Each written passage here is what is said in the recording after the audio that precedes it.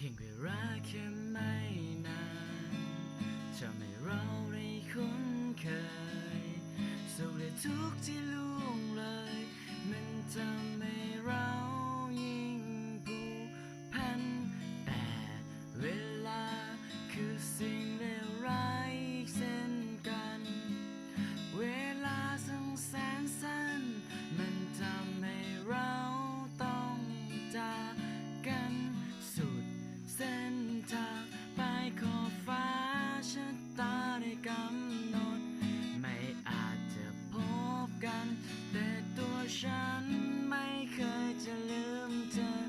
ภาพเก่าขึ้นย้อนมาจุดจบคือน้ำตาและรักที่ยังไม่เคยจางหายแม้ในตอนนี้เธอจะอยู่แสนไกลแต่ความทรงจำดีๆนั้นไม่เคยจางหายตราบที่ดาวเต็มฟ้าเธอยังคงวนเวียนในหัวใจหลับให้สบายสักวันคงพบกันสุดที่รัก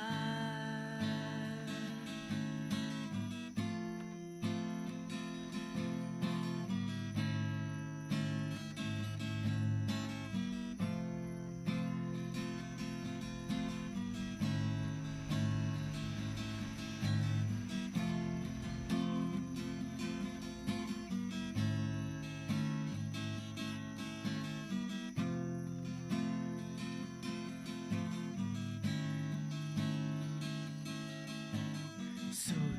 เส้นทางปลายขอบฟ้าชะตาได้กำหนดไม่อาจจะพบกันแต่ตัวฉันไม่เคยจะลืมเธอ